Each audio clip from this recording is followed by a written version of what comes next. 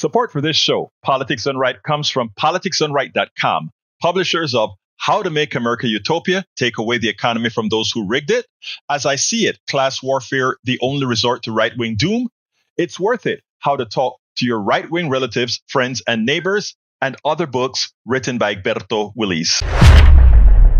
Welcome to another edition of Politics Done Right. Today we have a very, very special guest. Born and educated in Los Angeles, California, Dr. William Bronston received his MD at the University of Southern California School of Medicine, completed his internship in pediatrics at Children's Hospital of Los Angeles, and was a resident in psychiatry at Menninger's School of Psychiatry in Topeka, Kansas. While a senior in medical school, Bronston founded the Student Health Organization in 1964, a nationwide graduate health science student movement dedicated to promoting universal health care, all the way back in 64, folks, as a human rights, overcoming racism, sexism, war, poverty, and physician elitism, which many of us know about in the health system as the greatest challenges facing society. He is the author of the book, Hostage Public Ransom, Ending Institutional America, and it's now in paperback. Welcome to Politics Done Right, Dr. Bronston. How are you doing today? Thank you, sir. It's a really honor to be with you. Man, it's an honor to be with you, man. And look, let me tell you, first of all, especially in these times, I have a wife with lupus. I have a 32-year-old daughter who's had 2 strokes. The healthcare system is a crapshoot at best, but it's capitalism gone amok, and I'm going to want to discuss some of that as we get into our discussion here. But anyway, why don't you tell me a little bit about yourself before we get started? Well, I'm an organizer. I'm a physician, but I'm absolutely wedded to social justice, and I became a doctor because I just wanted to care. I think that caring for people is one of the most profound and fulfilling experiences imaginable. And the problem is that the contradiction between trying to care for people in our delivery system and dealing with the entrenched bureaucratic interests and the profit-driven wealth transfer agenda that essentially intoxicates, pollutes our delivery system is absolutely inexcusable, intolerable. We live in a barbarous situation that divides us and isolates us. And so my whole agenda has been to organize unions, to organize student communities, to speak out against and act out against the wars, against racism, and against the inhumanity and the alienation of our medical education system in order to challenge and change the curriculum, which I've been doing all my life. I'm 84 now, so Dr. Bronston, long time. And you look great. That's all I can tell you. You look great. But that said, let me just say this: you've been doing it a long time. Long time. That is worrisome to many of us, that you have had to be doing it for such a long time, with such little change within our healthcare system. But I think we have the choice to make now a flex point. I don't know your thoughts on that. I think we are at a point where we can change the trajectory because enough people are becoming aware now, much more so than when people had the semblance of prosperity, as Dr. Richard Wolff would say. The problem is that people are afraid of losing something, and they're afraid of what they don't know. And the cartels, the pharmaceutical, hospital, insurance industries, have such limitless money in order to control the media and to control the message of disinformation and terrifying people. So I believe you're right. I believe that we are at an inflection point.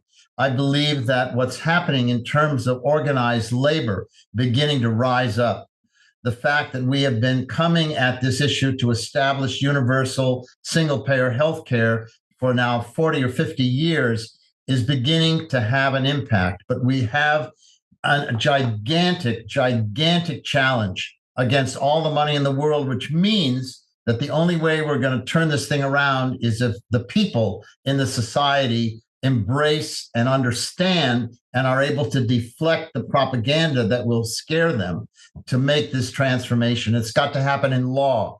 But the legislatures are bought off to a large extent, which means we're going to have in California have to go to a proposition. And that proposition is going to require hundreds of thousands of people signing and then voting and organizing and volunteering. When we did this in 1995, Prop 186, right, we had the largest number of volunteers ever in a proposition campaign.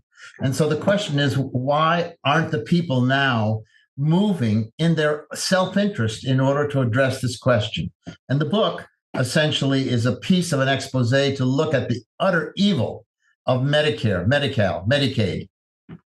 Before we get into that part, because that is actually quite important. I mean, California actually passed. You had a majority, a supermajority in your House. Both I think you call. I don't remember if you called it the Assembly and the Senate. In both. The Assembly, the other place is delegates. Governor.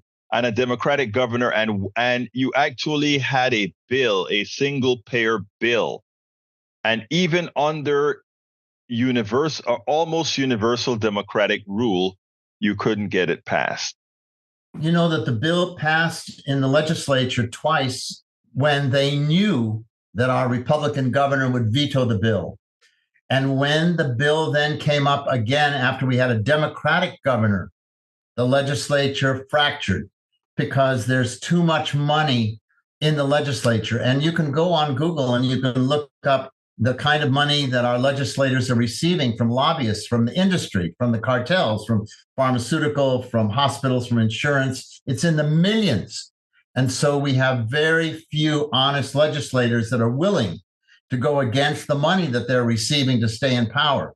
So this Democratic majority isn't necessarily a Democratic little d majority. It's a big D Democratic majority. And we have to go to the people for a direct vote. We have to go to the people. And that is a daunting, challenging agenda for almost all organizers. It's scary. It's scary. But the stakes are phenomenal, phenomenal. Now, I want to get into your book, but again, one last question. Please. You talk about going to the people, and which I'm 100%. There are a lot of states that do, in effect, allow referendums. We look at what occurred in Ohio, where we look at what occurred in Kansas. All of these are red states where things actually got done by the people instead of by a gerrymandered legislature, etc. But, I don't know if you've noticed, well, of course, you've noticed that in the country, what the right wing and our neoliberalists has been doing is stacking the court with people with a certain way of thinking. And my concern is always that has always been to stifle democracy. The people say they want this. And all these gods in the court need to do is say, well, that is unconstitutional. Before we get into your book, have you had any thoughts about because I am, like you said, and I agreed with earlier, I think we are at a flex point, an inflection point. And that is that people are starting to see it. Now, when people see it and get the right people elected, are they going to be overturned by the minority in the judiciary? I don't think so. I mean, again, we're talking about whether or not we have a totalitarian state, right, or whether we have a democratic society. And what you're seeing now is a very interesting situation where the UPS workers and the UAW workers and the Screen Actors Guild and the Writers Guild and the coffee organizers, there's a rising up from the rank and file and a support for trade union leadership. Up to now, the organized union movement has tended to block single payer because they need the trust funds that they hold in order to recruit membership. It's very complicated, Egberto. Right. But I believe that we have the ability to mobilize. We're planning to call a meeting in April that's going to be done by a colleague of mine in order to bring key speakers and to bring rank and file leaders from across the trade union movement. The nurses organization are the warrior queens that are driving the single payer agenda. The California nurses and the National Nurses Union. But there are elements that essentially seep into those relationships that are paid for by Kaiser Insurance and similar kinds of interest groups that are trying to complicate and diffuse that effort for single payer.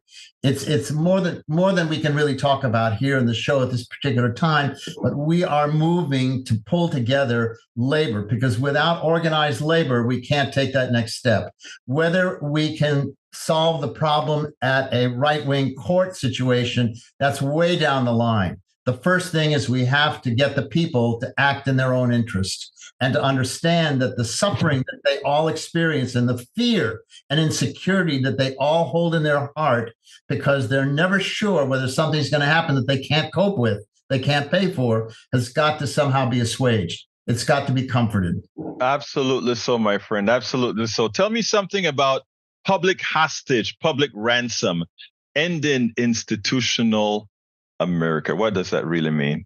This is a piece of the puzzle. What's happened is that in 1965.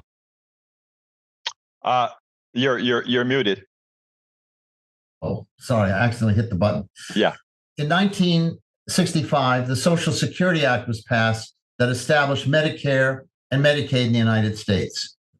Medicaid is a third-rate, low reimbursement system with very, very punishing eligibility requirements. You have to have no money, and you have to have certain problems as in terms of being elderly or disabled and so forth. And most health workers won't serve Medicaid clientele because of the low rates.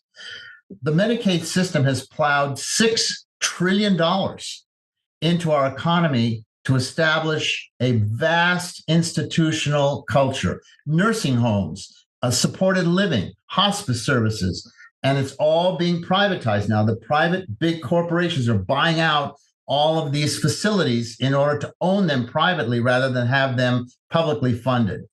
Willowbrook was the ultimate cancer, the largest cancer of this institutional system, and the state of New York milked the Medicaid system in order to essentially fund itself and to maintain this gigantic network of large institutions in the state of New York with no community services of any kind to provide individual care for people with special needs, with mental retardation, cerebral palsy, autism, and so on and so forth. So the institution became a closed, secret system in a very rural part of New York City. And I went there to work because my training was in child development at Children's Hospital. I was trained by one of the top people in the country, in the world, in terms of child development. And I needed a job when I was in New York City because of some other issues that came up prior to that. I had organized a Council 50 AFSCME union in Kansas, which seized all the hospitals in eastern Kansas instead of striking the hospitals. So I couldn't really go to a place where they would check my background. Mm-hmm. Anyway, when I went to New York, I applied at Willowbrook because I figured they would hire me. And I'm a good doctor, and I'm very skilled in child development. And when I walked into that place, I was thunderstruck. I knew ahead of time that state hospitals were evil, but I had no idea how evil. And it took me a year or more to really understand and see and get a sense of the gravity of brutality and inhumanity and deprivation and violence that the facility imposed on the people. There was inadequate staff, inadequate food, inadequate clothing, inadequate medication, inadequate medical coverage, and gigantic crowding. When I started there were close to 6,000 broken people, which I call public hostages, because they were there in order to draw Medicaid money to the state of New York at the level of about $200 to $300 a day. But what people actually funded for in the institution probably was less than $20 a day. I mean, you can't imagine the squalor, the crowding, the filth, the disease that existed there, and the violence that existed there. And it was a closed system. Families would be forced to put their kids in there, and then they were told not to come back for 6 months to let the kid accommodate to that deprivation. And the families watched as they came to visit their child being destroyed, broken noses, gashes, cuts, incredible squalor. And the workers would not let the families inside the buildings. They would deliver the kid to the front door. And so when I began working there, the first thing I began to do was to invite the families inside to show them why their kids were being so physically mutilated. When I worked there for a period of time, I began to try and practice the best medicine I could, but it was very threatening to the administration. And so they sanctioned me over and over again and transferred me to bigger and bigger buildings, deeper and deeper in the bowels of the institution. And when it was all over, I knew that I had to tell this story for a number of reasons. Number one, I wanted to tell the story because I wanted people who were progressive organizers to understand how to deal with public services as an organizer in large bureaucracies, even though you may be alone. There's a way to beat these giants. Secondly, I needed to figure out a way to strengthen the parent organizations to understand that they had to be better organized in order to advocate for ending this horrible institutional system. And I very much wanted to somehow understand how looking behind the scenes at where the money was coming from as a way of understanding why things never changed in these institutions, why they were so embedded, why they were so intractable in terms of shutting them down. Bottom line is, we filed a federal class action lawsuit for crimes against humanity against the governor and the state. And we won the suit. It took years for that suit to happen because the wheels of justice turn very slowly. But the place has now been turned into a college, a state college of New York called Staten Island College. And the struggle was enormous. Geraldo Rivera did an expose at one point when I had a colleague of mine that was working there that was fired for having parents' meetings there. He called Geraldo, who was a beloved friend of ours, that was a lawyer that we were working with prior before he became an ABC correspondent. Geraldo did this incredible show.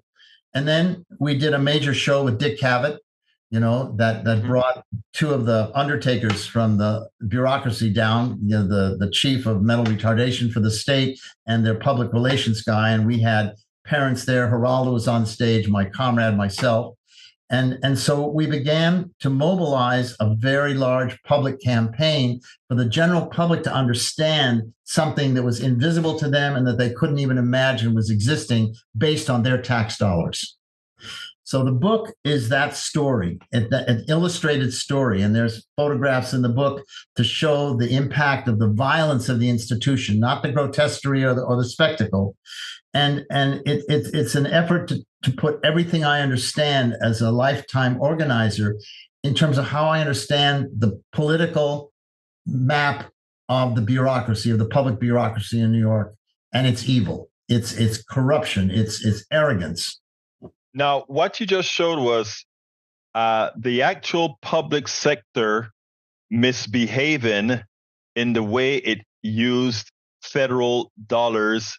And I think you say in one of our points here, follow the money. In other words, you said they were getting on the order of $300 per patient for these locations.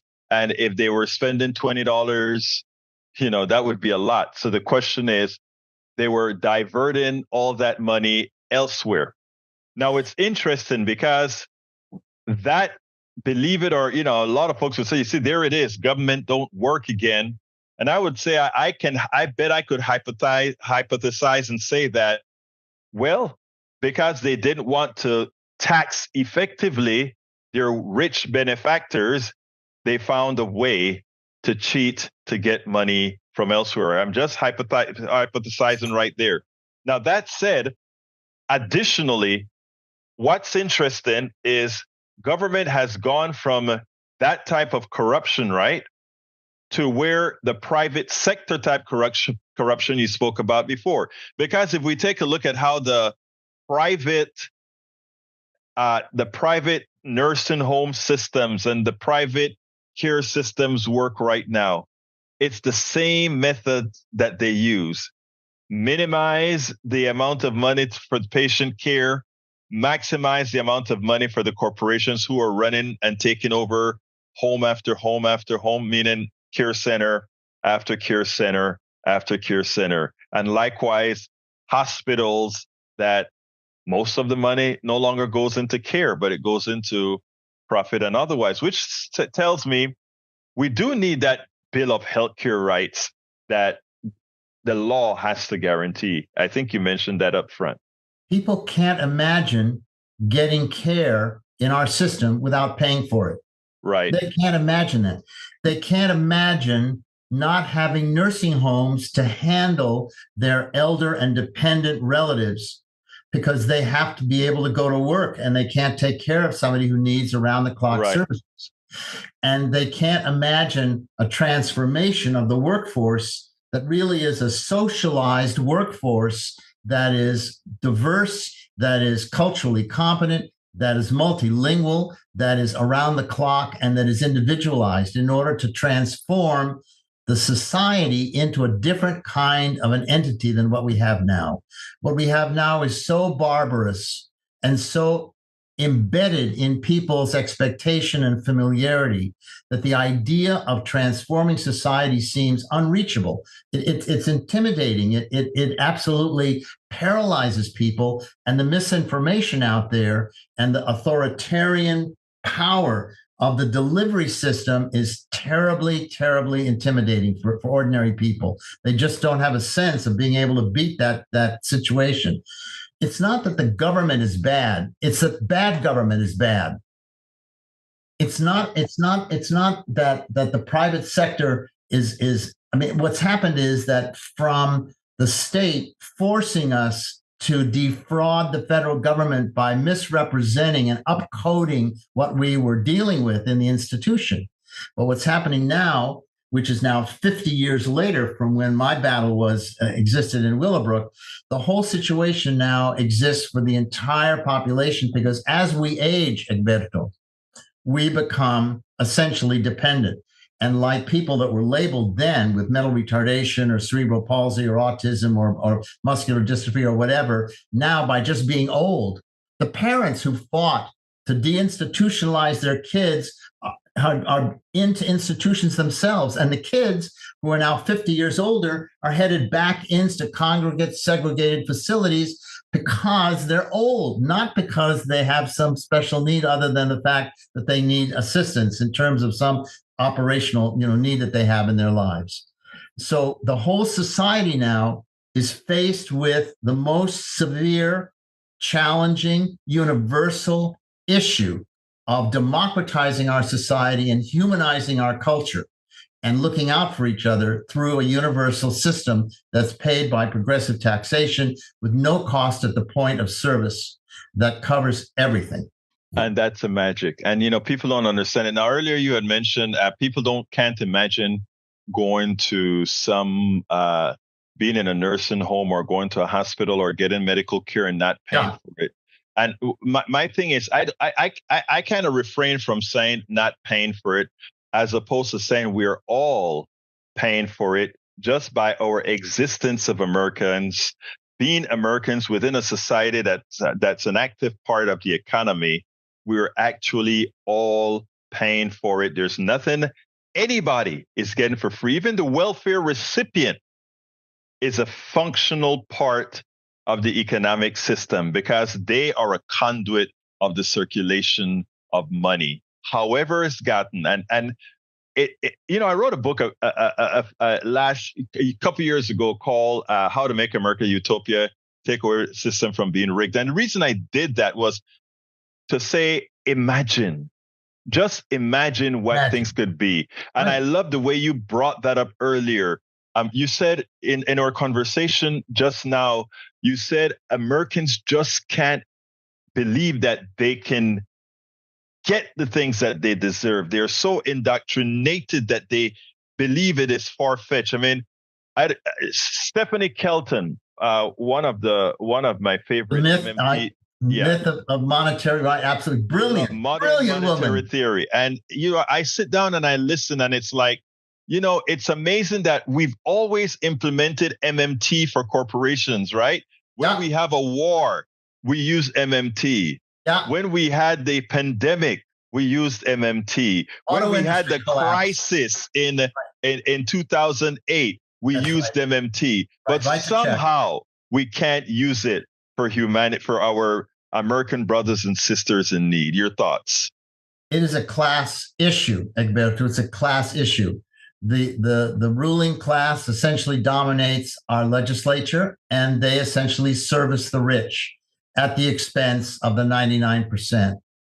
So we're in a situation now where I really believe this flex point is happening because the suffering is just incredible. First of all, the existing system will bankrupt America.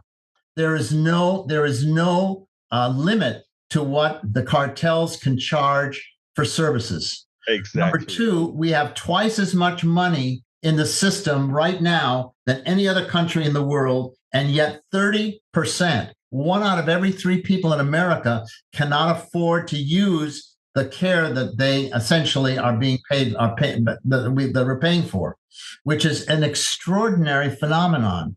And then the care that's provided is dehumanizing and violent and oppressive and extractive care. It's not healthcare, it's medical market services.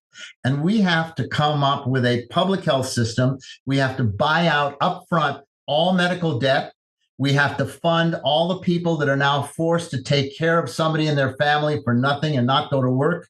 We have to end job lock in terms of making sure that people don't have to work at mindless, numbing jobs for a fragment of some kind of service rather than having comprehensive services provided. We don't think of us paying for the fire department. We don't think of us paying for the military. We don't think of us paying for the police department, for the road system, for the public school system. Why is it that we think we have to pay for medical services that are so fundamental to our ability to save, to invest, and for prosperity?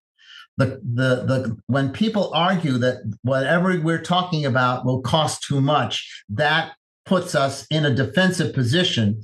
And we really should be putting our opposition in a defensive position to talk about the prosperity that would come from liberating people from the oppression and the fear of not being taken care of the investment that we would do in terms of expanding the public health system, of expanding the workforce. I mean, there are transformational issues that are just profoundly exciting.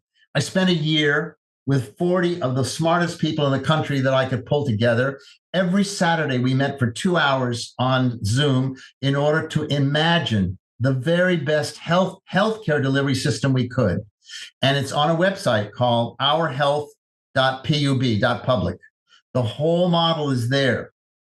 And now the job that I'm struggling with is to get mass organizations to think about the best possible healthcare system that we can imagine and put it into place.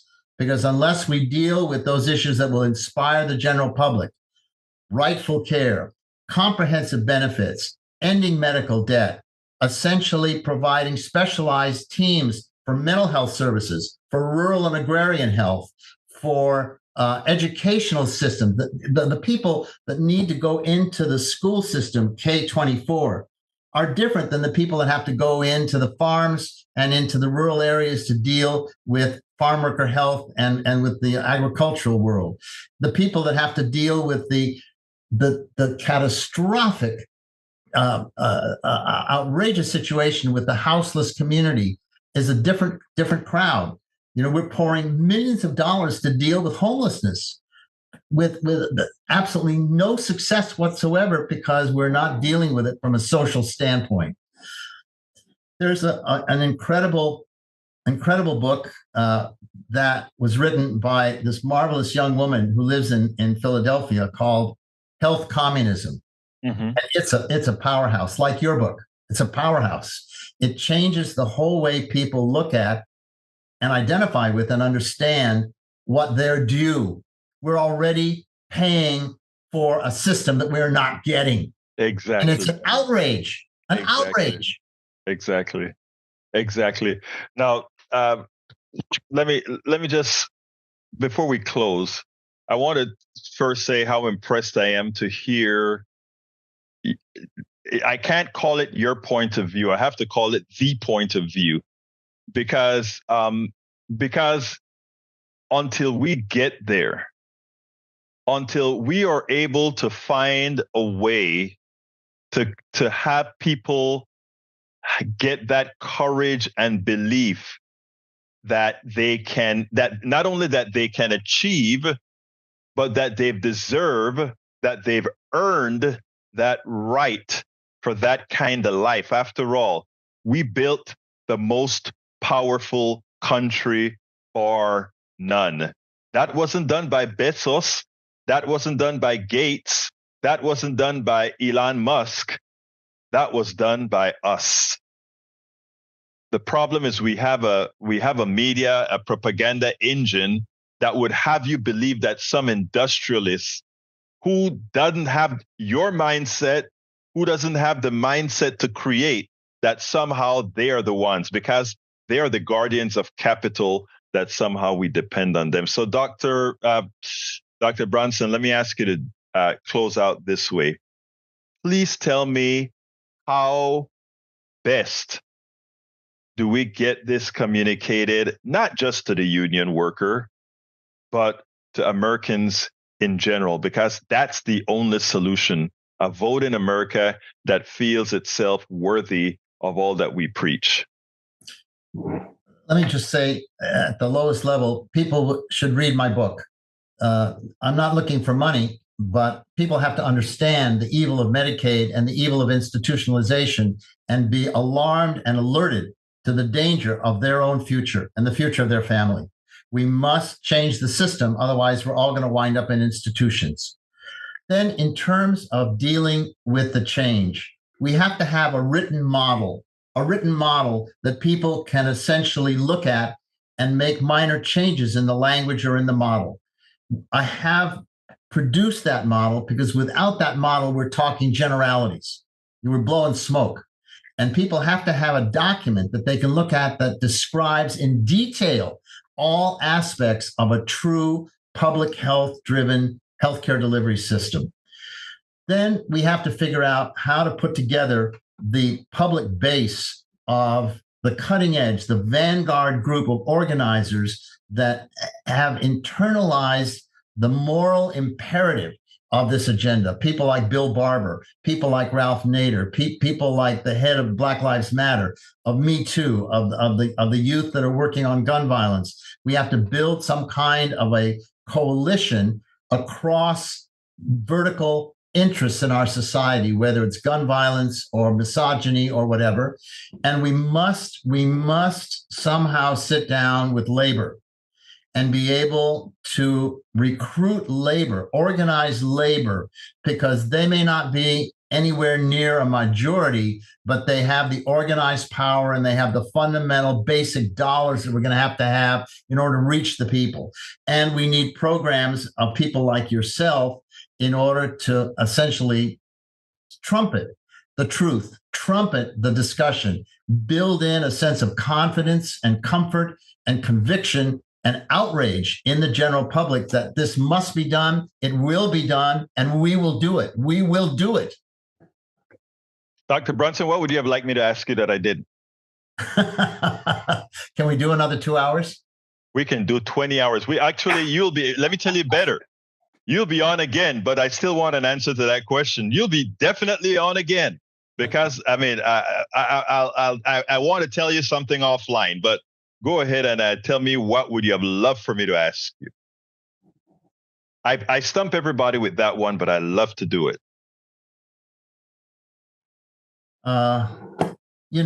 there's a romance to caring. Mm-hmm. And it's not easy to talk about, the question of who I am and why I am who I am.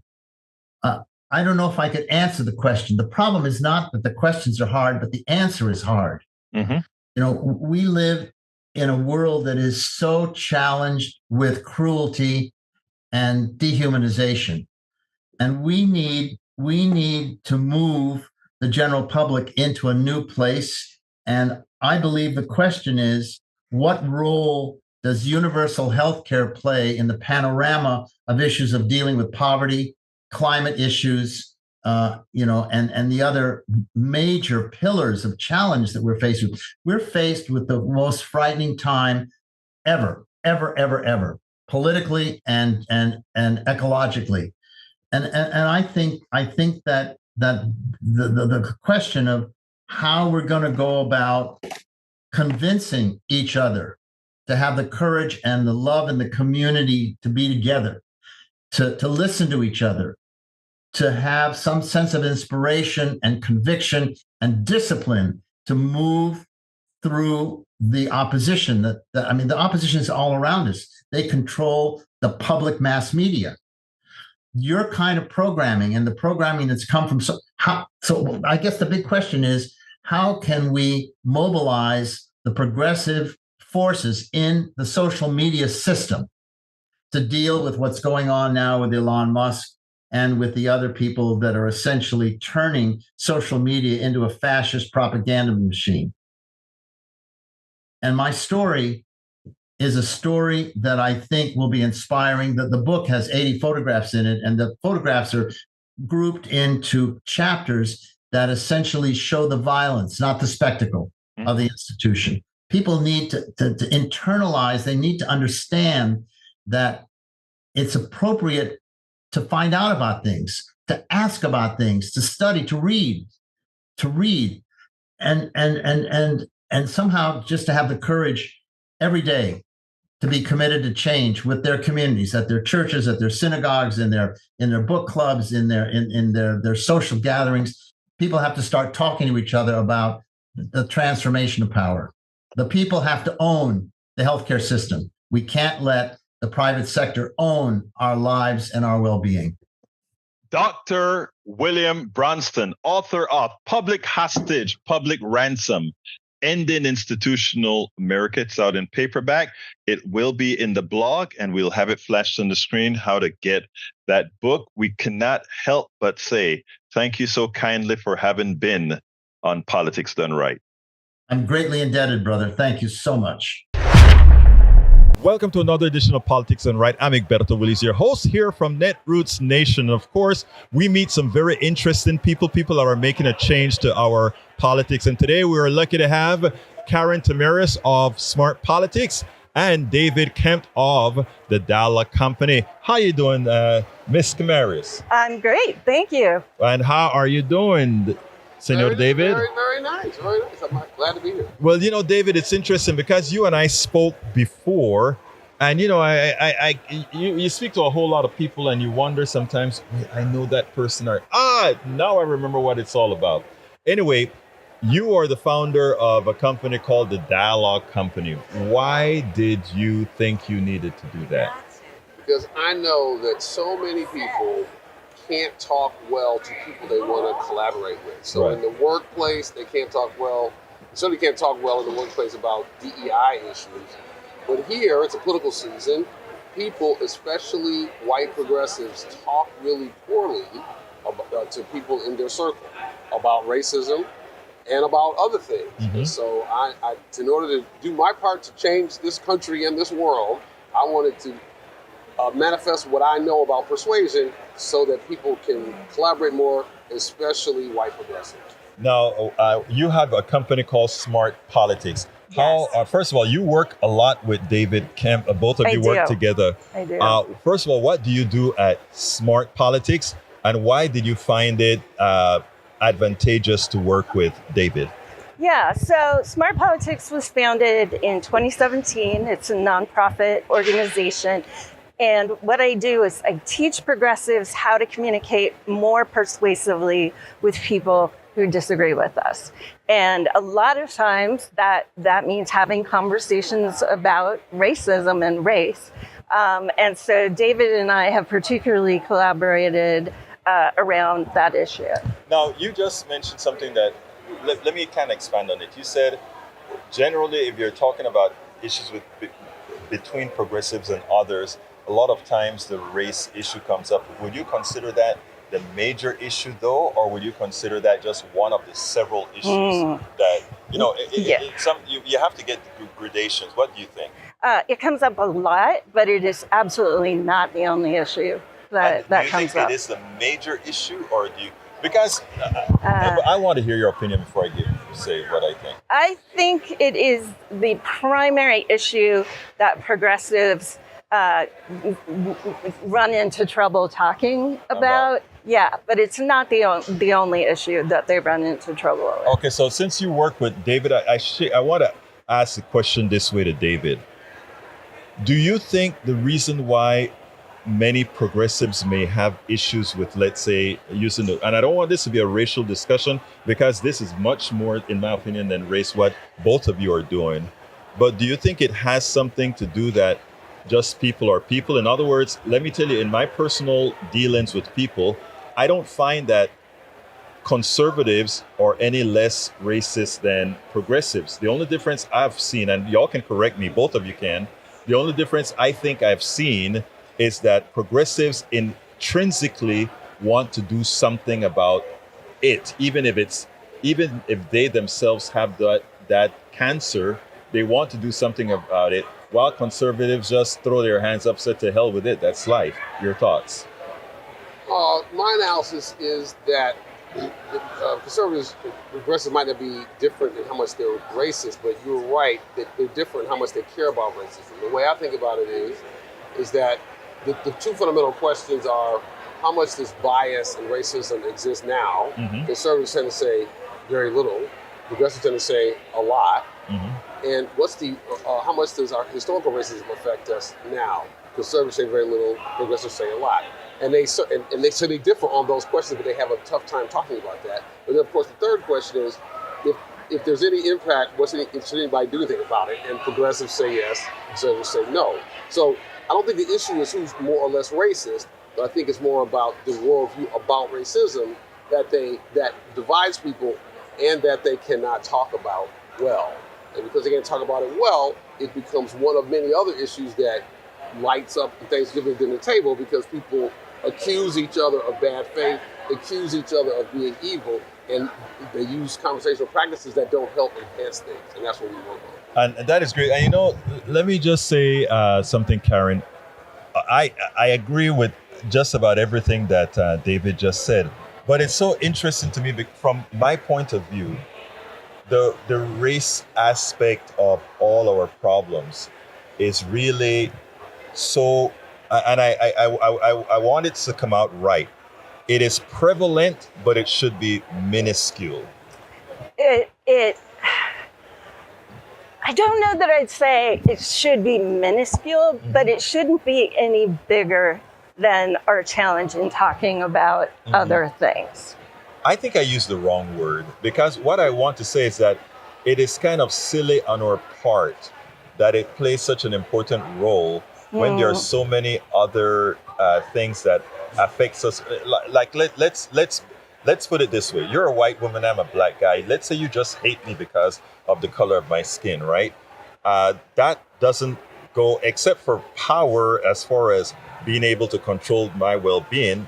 Other than that's a big thing, but in just the prejudice portion about it, it doesn't matter. But me trying to take away your right as a woman to do what you want with your body, something that has a lasting effect, it's a powerful thing. Yet, we would let that racial discussion overshadow that. Potentially, but I think one of the things you have to keep in mind in all of these conversations is the role that trauma plays and the way that gets kind of repeated in our conversations. Mm-hmm. So yes, we may be in any given situation dealing with one power dynamic. The way it feels because of the history of trauma may be very different from the absolute objective analysis. Right. She says that as she's a psychiatrist. Right. Like she calls herself political psychiatrist. You know what? She knows what you're talking about. I was just about to get into trouble with her being a psychologist because my daughter is I have to say a doctor because she finished medical school, but she's not going to be practicing. But she teaches me quite a bit in analyzing these things, and we go back and forth as far as the psychology is concerned. And I guess I may have to develop more empathy for that thing that you just called trauma. And because I guess being a tough-headed SOB, I mean, but I'm serious, right? I have issues about trauma. Is trauma a crutch or whatever? So I think maybe I have to learn to accept that for some people's biology, trauma is an issue. Yeah. I mean, no matter who you are as a human being, you're carrying some kind of emotional baggage with you, and it's going to show up in political conversations. Right. And we cannot be completely rational in these conversations, even if we want to. It's impossible. Okay. I really have to learn that you can, so you're saying that you can't supersede trauma, or that you can't supersede trauma, or that you have to learn how to supersede trauma? Well, we have to learn to work with our trauma and accept it, and accept that other people are going to always interact with us in ways that reflect their life experience, and they are not going to see the world necessarily the way we see the world, and yet we have to work together. So we have to learn how to talk with one another despite those differing experiences. I guess that is why things like, I'm an engineer, things like science don't always work, because you have, it's not just A plus 1 plus 2 equals 3, or it's not the Pythagorean theorem or something like that. You have to go, well, I think deep inside I get it. I guess sometimes in certain places I don't want to get it. Yeah. It's challenging, and it is hard work. Yeah. And righteous indignation often feels better than the hard work. I think that's a phrase, David, that I want to start using. Say it again.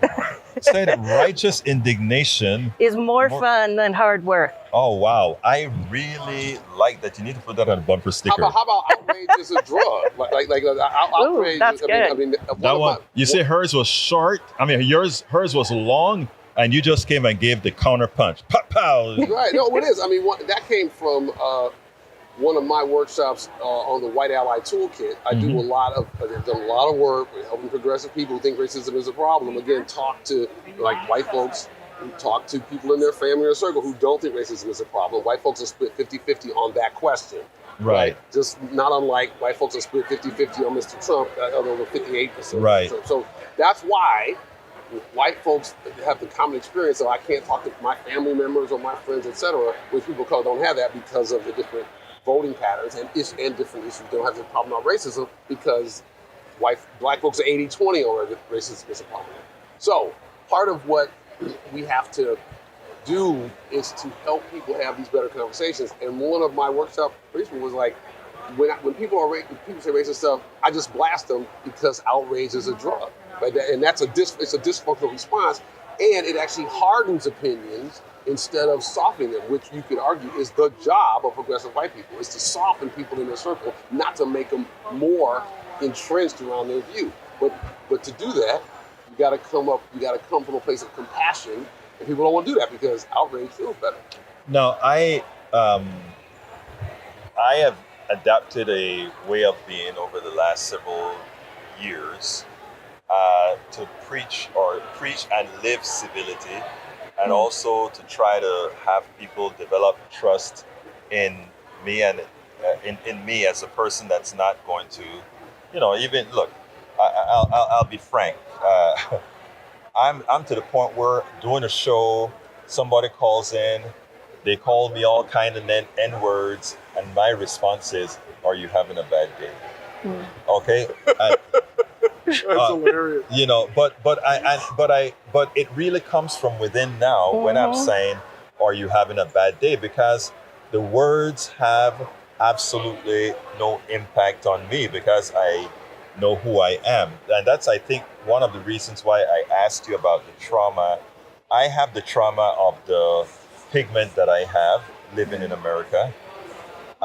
Is it that I have superseded that trauma, or what do you think that is, and maybe why I'm a bit less sympathetic with the race issue? So maybe you can explain that to me.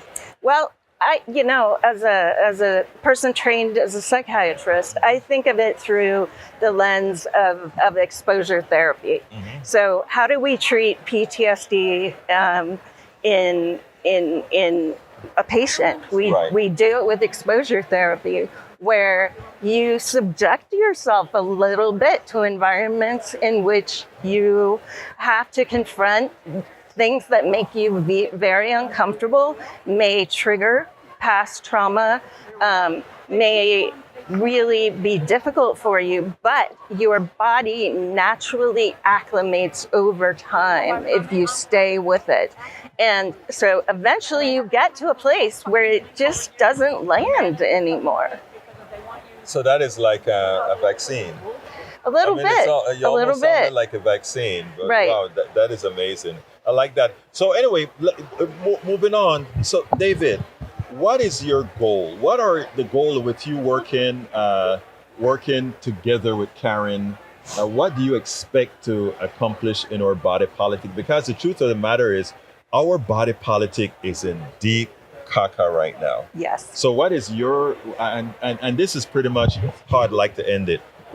Where do you go from the policy, the type of methodologies you're using? And I'm going to ask the same question to Karin. My goal is to be part of an effort, maybe catalyze it, where tens of thousands of people, especially in the swing states, but not only there, where tens of thousands of people, especially white folks, are talking to people in their circle about the election, but using better ways of talking, using compassion-based strategies. Because what we know is that these strategies, if I use compassion-based strategies with people I disagree with, I feel better about myself. I feel better about them. And overall, if I use those strategies, even if they don't, sometimes they change their mind, but sometimes they just decide that if they're voting the other way, they just decide not to vote, because part of their voting behavior is driven because of their hatred of liberals. And so if I create a positive encounter, they feel less resentment, and some of those people will vote differently or not vote. And so that's my goal. I love that. Believe it or not, some of that I wrote in How to Talk to Your Right Wing Relative Friends and Neighbors. So I'm 100% with you with that. And sorry for stepping in. Right on, brother. All right. Your thoughts?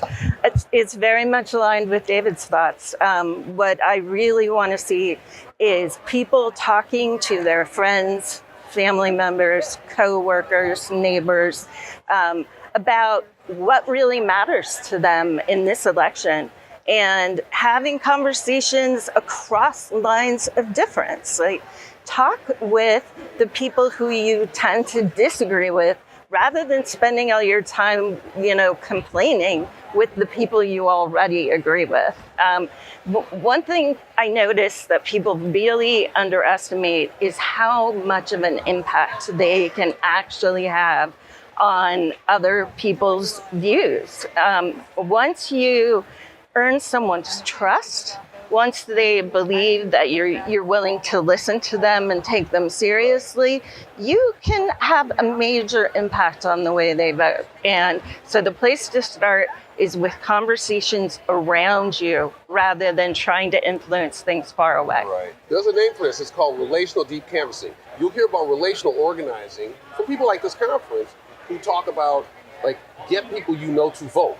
And you'll also hear about deep canvassing, where people send people out to have long conversations at the door to try to change people's minds. What we're talking about is combining those in something called relational deep canvassing. where you mobilize to talk to people already in your circle, but to use best practices in trying to get the ones who are left-leaning to vote who might not want to vote, and the people who in the center who might vote but might vote the other way, to talk to them. That's the purpose of that. Karin, thank you so kindly for enlightening us. That was excellent. And David, thank you so kindly once again for being on Politics Done Right. I mean, I think this has been an enlightening conversation. And I think I've learned, I think there's so much that we can go out there and do to make a better world. Thank you guys so kindly. Thanks for having us. Is Bezos worth the money that he has? What's that? Is Jeff Bezos worth the money that he has? Yes. Why? That's very complicated, but billionaires, all right, and there's billionaires, and let's agree on this. There's billionaires that are on both sides of the political spectrum. And let me just tell you, I disagree with billionaires on all sides. I think whether you're a progressive billionaire or you are a conservative billionaire, you didn't earn it, but please correct me. Okay, yeah, I would love to get clarity on that. How did they not earn it? Let me explain. Because first of all, the collective wisdom of this country come from us all. I was a former employee of NASA contractors, etc. I was part of the people who built the space station that's up there right now. Jeff Bezos took a lot of the technology that we built collectively, and by the way, that you, Mr. Bryce, paid for, and thank you so kindly. You paid for that technology. We get Musk that comes in, and Musk goes ahead and puts a rocket in suborbital flight, something that we've been doing since the 1960s. And the media and everybody say, oh, he did a great thing. But he was working off the collective knowledge of all of us. Click our bio for more videos, podcasts, and blogs, or visit politicsdoneright.com/info. Support for this show, Politics Done Right, comes from politicsdoneright.com, publishers of How to Make America Utopia, Take Away the Economy from Those Who Rigged It. As I See It, Class Warfare, The Only Resort to Right-Wing Doom. It's Worth It, How to Talk to Your Right-Wing Relatives, Friends, and Neighbors, and other books written by Egberto Willis.